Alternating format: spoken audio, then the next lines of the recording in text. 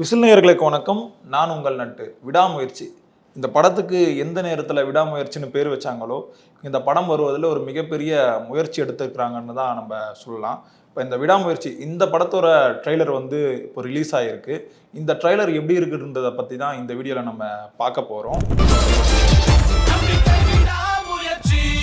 விடாமுயற்சி இந்த படம் வந்து ஒரு ஹாலிவுட் படத்தோட ரீமேக்னு அஃபிஷியலாகவே சொல்லிட்டாங்க. இதுக்கான ரைட்ஸ் பிரச்சனையுமே தொடர்ந்து போயிட்டு தான் இருக்கு. விடாமுயற்சி வந்து என்னதான் வந்து ஒரு ஹாலிவுட் படத்தோட ரீமேக்னு சொன்னாலுமே அந்த படத்தோட சாராம்சம் வந்து இதில் அப்படியே இருக்கான்னு கேட்டால் இல்லை. இந்த பிரேக் டவுன்ன்ற படம் வந்து 1997 ரிலீஸ் ஆயிடுச்சு. அந்த படத்தோட இந்த ஒன்லைன் ஸ்டோரின்னு பார்த்தீங்கன்னா ஹஸ்பண்ட் அண்ட் ஒய்ஃபும் வந்து ஒரு லாங் ட்ரிப்புக்கு வந்து போகிறாங்க. அந்த லாங் ட்ரிப்பில் அவங்களுடைய கார் வந்து பிரேக் டவுன் ஆகிடுது. அந்த டைமில் வேற வழியே இல்லாமல் அந்த வழியில் வர ஒரு ட்ரக்கில் வந்து ஒரு லிஃப்ட் கேட்டு மெக்கானிக்கை கூட்டிகிட்டு வரதா ஹீரோயின் போகிறாங்க. 10 நிமிஷத்தில் வரதா சொல்லிட்டு போகிறாங்க. அந்த 10 நிமிஷம் வந்து ½ அன் ஹவராக மாறுது. அந்த ½ அன் ஹவர் வந்து 1 ஹவராக மாறுது. அதுக்கப்புறம் ஹீரோயின் வந்து ரிட்டர்ன் வந்தாங்களா, அவங்களுக்கு என்ன நடந்தது, இதுதான் இந்த படத்தோட ஒன்லைன் ஸ்டோரின்னு சொல்லலாம். இப்போ இந்த விடாமுயற்சி ட்ரெய்லர் வந்து ரிலீஸ் ஆகிருக்கு. இந்த ட்ரெய்லரோட டியூரேஷன் பார்த்தீங்கன்னா 2 minutes 22 seconds. இந்த ட்ரெய்லர் ரொம்பவே அற்புதமாக இருக்குங்க. ஏன்னா இந்த சீன் பை சீன் வந்து செதுக்கி இருக்காங்கன்னே சொல்லலாம். ஒவ்வொரு சீனுமே இந்த ஹாலிவுட் படத்துக்கு டஃப் கொடுக்குற மாதிரியே இருக்கலாம். இப்போ அந்த பிரேக் டவுன் படத்தை வந்து பிரேக் பண்ணுற அளவுக்கு விஎஃப்எக்ஸ் ஒர்க்லாம் இருக்குல்ல, அது ரொம்பவே சூப்பராக இருக்குன்னு சொல்லலாம். சீன் பை சீன் வந்து அதோட கலர் டோனே நமக்கு சொல்லிடும். ஏன்னா ரொம்பவே மெனக்கெட்டுருக்காங்க. இது காஸ்ட் வந்து ரொம்பவே அதிகமாக இருக்குது அப்படின்ற மாதிரிலாம் நம்ம புரிஞ்சுக்கலாம். இப்போ இந்த ட்ரெய்லரை பார்த்தோன்னே நாம் சில விஷயங்களை வந்து டீகோட் பண்ணியிருப்போம். அதில் நான் பார்த்து சில விஷயங்களை வந்து டீகோட் பண்ணியிருக்கேன். அதை வந்து ஜஸ்ட்டு ஷேர் பண்ணுறேன். இப்போ த்ரிஷா மேம் வந்து அழுதுகிட்டே சொல்லுவாங்க, நான் வந்து உன்னை ஏமாத்திட்டேன் அப்படின்னு சொல்லியிருப்பாங்க. ரெஜினா மேம் வந்து ஒரு சீனில் வந்து சொல்லியிருப்பாங்க, இவெல்லாம் வாழவே கூடாது அப்படின்ட்டு. இந்த படம் என்னதான் பிரேக் டவுன் படத்தோட ரீமேக்குன்னு சொன்னாலுமே அதோட அப்படியே அந்த கதை இருக்குன்னு பார்த்தீங்கன்னா இல்லை. ஏன்னா இப்போ ரெஜினியோட கேரக்டர் வந்து பிரேக் டவுன் படத்தில் வந்து இல்லவே இல்லை. அது மட்டும் இல்லாமல் அஜித் சாருக்கு வந்து இந்த ஃப்ளாஷ்பேக் போர்ஷன் வந்து இருக்குது. கூடவே அர்ஜுன் சாரோட இந்த ஃப்ளாஷ்பேக் போர்ஷனுமே இருக்குது. அப்போது ஓவரால் நம்ம புரிஞ்சுக்கிறதுனா இதோட ஒன்லைன் ஸ்டோரி மட்டும் தான் எடுத்திருக்காங்க. அதில் நிறைய விஷயங்கள் வந்து ஆட் பண்ணியிருக்காங்கன்னே சொல்லலாம். அது மட்டும் இல்லாமல் அஜித் சார் ஆரவ் கிட்ட பேசும்போதெல்லாம் ஒவ்வொரு சினிமே முறைச்சிட்டு தான் பேசுகிறாரு. இதே அர்ஜுன் சார்கிட்ட பேசும்போது அவர் தோல் மேலே கை போட்டு போயிட்டார். ரொம்பவே ஒரு ஈஸியான கான்வர்சேஷனாக தான் இருக்குது. ஏன்னா இப்போ இந்த ட்ரெய்லர் பார்த்தோன்னே நமக்கு புரிஞ்சுக்கிறது என்னென்னா இதில் யார் வில்லன்ற ஒரு கேள்வி வருது. ஒருவேளை த்ரிஷா மேமே வில்லியாக இருப்பாங்களா? அது மட்டும் இல்லாமல் அஜித் சார் வந்து இதில் போலீஸாக நடிச்சிருப்பாரா? ஏன்னா இப்போ போலீஸ் தான் உங்கள் ஒய்ஃபை தூக்கத்துக்கு ஸ்கெட்சு போட்டிருக்காங்கன்ற மாதிரியான டைலாக்ஸுமே வருது.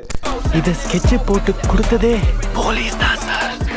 இப்போ இந்த விடாமுயற்சியும் இந்த அளவுக்கு ஒரு மிகப்பெரிய ஒரு பேசும் பொருளாக மாறி இருக்குன்னு பார்த்தீங்கன்னா, கடந்த சில நாட்களுக்கு முன்னாடி அஜித் சார் வந்து ஒரு ரேஸில் கலந்துக்கிறாரு. அந்த ரேஸில் வந்து 3வது இடத்த பிடிச்சிருக்காரு. உலக வரலாற்றிலேயே 3வது இடத்த பிடிச்ச ஒரு ரேசரை வந்து கொண்டாடுறது வந்து நம்ம அஜித் சாருக்கு மட்டும்தான் நடக்கலாம். அது மட்டும் இல்லாமல் அந்த டைமில் அஜித் சாருக்கு ஒரு நேர்காணல் வந்து கொடுத்துருந்தாரு. அதில் விஜய் வாழ்க, அஜித் வாழ்க, எவ்வளோ நாளைக்கு தான் இந்த மாதிரி சொல்லிட்டு இருக்க போறீங்க, நீங்கள் எப்போ வாழ போறீங்கன்னு அப்படி கேட்குறாருல, அந்த மனுஷனுக்காகவே இந்த படத்தை நம்ம போய் பார்க்கணுன்னே நான் சொல்லுவேன். இப்போ அஜித் சார் இந்த படத்தில் நடிக்கிறாருன்னு சொல்ல உடனேமே அஜித் சாருக்கு வந்து இந்த படம் வந்து கரெக்டாக இருக்குமா, இது வந்து ஒரு ரீமேக் படம் அப்படின்ற மாதிரி நிறைய பேர் வந்து அந்த விமர்சனங்களை வந்து முன் வச்சாங்க. இவங்கெல்லாம் பில்லா படம் வந்து பார்த்தாங்களானே தெரியலங்க. ஏன்னா பில்லா படம் அப்போவே ஒரு மிகப்பெரிய விமர்சனங்கள் வந்து வச்சாங்க. ஏன்னா இந்த படம் வந்து அமிதாப் பச்சன் நடித்து அதுக்கப்புறம் அஜித் சார் நடித்து ஒரு மிகப்பெரிய வெற்றி படமாக மாறின படம் தான் பில்லா. இப்போ இதில் அஜித் சார் நடிக்கிறான்னு ரஜினியை தாண்டி இவரால் நடிச்சிட முடியுமா? அந்த ரஜினியை விட பெரிய மாஸ் வந்து அஜித்தால் காட்டிட முடியுமா? அப்படின்ற மாதிரி நிறைய விமர்சனங்களை வந்து முன் வச்சாங்க. அது எல்லாத்துக்குமே அஜித் சார் பதில் சொல்கிற மாதிரி நடித்து வெளியே வந்த படம் தான் பில்லா. அது வரைக்குமே தமிழ் சினிமாவில் இந்த அளவுக்கு ஒரு ஹீரோ வந்து ஸ்டைலிஷாக காட்ட முடியுமான்னு கேட்டால் ஒரு கேள்விக்குறியாக தான் இருந்தது. ரொம்பவே ஸ்டைலிஷாக காமிச்சது மட்டும் இல்லாமல் ஒரு மிகப்பெரிய வெற்றிபுறமாக மாறிச்சு. இந்த கதை வந்து நம்ம எல்லாருக்குமே தெரியும். அப்படி இருந்து ஒரு மிகப்பெரிய வெற்றியாக மாறினதுக்கு காரணம் நம்ம அஜித் சார்னே சொல்லலாம். ஏன்னா அவருடைய அந்த ஸ்க்ரீன் ப்ரெசன்ஸ் இருக்குல்ல, ரொம்பவே சூப்பராக இருக்கும். அது மட்டும் இல்லாமல் விஷ்ணுவர்தன் சாரோட அந்த மேக்கிங்கு, யுவன் சாரோட அந்த பிஜிஎம் எலிவேட் பண்ணுற அந்த விஷயங்கள்லாம் இருக்குல்ல, அதெல்லாம் சேர்ந்து இந்த படம் வந்து ஒரு மிகப்பெரிய வெற்றி படமாக மாறிச்சு. இப்போ இந்த விடாமுயற்சி ட்ரெய்லர் பார்த்ததுமே எனக்கு அந்த விஷயம்தான் ஞாபகத்துக்கு வந்தது. ஏன்னா இந்த படம் வந்து ஒரு மிகப்பெரிய வெற்றி படமாக மாறும், அதில் எந்த ஒரு டவுட்டுமே இல்லை. இப்போ அஜித் சார் தான் நம்ம சம்பவம் பண்ணியிருப்பாருன்னு பார்த்தா மகிழ் சார் அவர் அதுக்கும் மேலே போயிட்டு ஒரு மிகப்பெரிய ஒரு சம்பவத்தையே பண்ணியிருக்காருன்னு சொல்லலாம். ஏன்னா மகிழ் சாரோட இதுக்கு முந்தினைய படங்கள்லாம் இருக்குல்ல, இப்போ இந்த தடையற தாக்க, தடம், மீகாமன், இந்த படங்கள் எல்லாமே ஒரு மிகப்பெரிய கல்ட் படம்னே சொல்லலாம். இப்போ அந்த வரிசையில் வந்து விடாமுயற்சி வருமானன்ற போது இந்த படம் ஒரு ரீமேக் படம் தானே, இது எப்படி அவருக்கு வந்து சரியா இருக்கும் அப்படின்ற மாதிரி ஒரு கேள்வி கேட்டிருப்பாங்க. அதுக்கு பதிலாக மகிழ் திருமேனி சார் வந்து ஒரு நேர்காணலில் சொல்லியிருப்பாரு, நம்ம படத்தை கலாய்க்கிறதுக்காகவே தியேட்டருக்கு வந்து ஆடியன்ஸ் வருவாங்க, அவங்க எல்லாருமே நீங்கள் அமைதியாக்கி அந்த படத்தை பார்க்க வச்சுட்டிங்கனாலே நீங்கள் அப்போவே ஜெயிச்சிட்டீங்க, அதுதான் ஒரு ஃபிலிம் மேக்கரோட வெற்றினுமே சொல்லியிருப்பாரு. இவ்வளோ கான்ஃபிடென்ட்டாக பேசுவார், இந்த படத்தை எப்படிங்க மிஸ் பண்ணிடுவார்? இப்போ அஜித் சார், த்ரிஷா மேம் இவங்களுடைய காம்பினேஷனில் வர 5வது படம் தான் நம்ம விடாமுயற்சி. ஏன்னா இதுக்கு முன்னாடி வந்து அஜித் சாரும் த்ரிஷா மேமும் 4 படங்கள் வந்து சேர்ந்து நடிச்சிருக்காங்க. அது என்னன்னு பார்த்தீங்கன்னா நம்ம ஜி, கிரீடம், எண்ணெய் எறிந்தால், மங்காத்தா, இந்த 4 படங்களில் 3 படங்கள் வந்து ஒரு மிகப்பெரிய வெற்றி படம் தான். இப்போ இந்த கூட்டணியில் வர 5வது படம் தான் நம்ம விடாமுயற்சி. இது மட்டும் இல்லாமல் 6வது படமாக ஒன்று லோட் ஆகிட்டு இருக்கு, அந்த படம் தான் குட் பேட் அக்லி. இந்த காம்பினேஷன் வந்து எப்படி இருக்கு அதை பொறுத்திருந்து நம்ம பார்ப்போம்.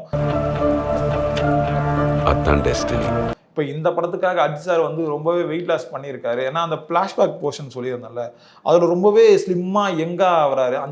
அந்த அஜித் சாரை நம்ம ரொம்பவே மிஸ் பண்ணியிருக்கோம். அதெல்லாம் அந்த மிஸ் பண்ண எல்லாத்தையுமே உடைக்கிற மாதிரி தான் இந்த படம் வந்து நமக்கு அமையும்.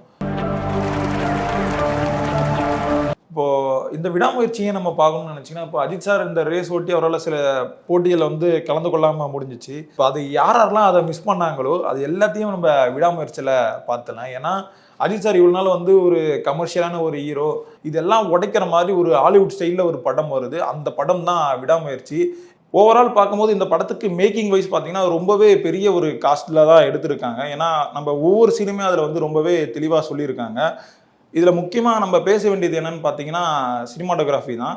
ஏன்னா ஒவ்வொரு சீனுமே ரொம்ப அற்புதமாக அட்டகாசமாக காமிச்சிருக்காங்க. ஏன்னா அதோட சினிமாட்டோகிராஃபி பார்க்கும் போதே நமக்கு தெரிஞ்சிருக்கும். அது முக்கிய காரணமாக இருக்கிற வந்து நம்ம ஓம் பிரகாஷ் சார் தான். ட்ரெய்லர் ரிலீஸ் ஆன உடனே இந்த ரசிகர்கள் மத்தியில் ஒரு மிகப்பெரிய பேசும் பொருளாக மாறிக்கிறது என்னன்னு பார்த்தீங்கன்னா, இந்த படம் வந்து விஜய் சாரோட கலெக்ஷனை வந்து பீட் பண்ணிடும், அது மட்டும் இல்லாமல் ரஜினி சாரோட கலெக்ஷனை வந்து பீட் பண்ணிடும், இப்படின்ற மாதிரி நிறைய விஷயங்கள் வந்து சொல்கிறாங்க.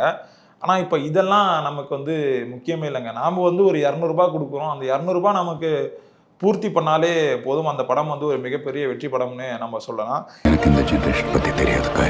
இப்போ அஜித் சாரோட சம்பவம் மட்டும் இல்லைங்க, இல்லை மகிழ் சாரோட சம்பவமே சேர்ந்து இருக்கு. அது எல்லாமே நம்ம வந்து இந்த படம் வந்து February 6ஆம் தேதி ரிலீஸ் ஆகுறதா சொல்லியிருக்காங்க. அப்போது ரிலீஸ் ஆகும்போது இந்த படம் எப்படி இருக்குன்றதெல்லாம் நம்ம பொறுத்திருந்து தான் பார்ப்போம். இப்போ லைக்கா வந்து தொடர்ந்து வந்து ஒரு மிகப்பெரிய தோல்வியிலே இருக்காங்க. இப்போ அவங்களுடைய கரியரை வந்து திரும்பவும் அந்த பழைய நிலைமைக்கு வந்து அஜித் சாரால் இந்த விடாமுயற்சி கொடுக்க முடியுமான்றதை பொறுத்திருந்து தான் பார்ப்போம். மீண்டும் அடுத்த வீடியோவில் சந்திப்போம். ரொம்ப நன்றிகள்.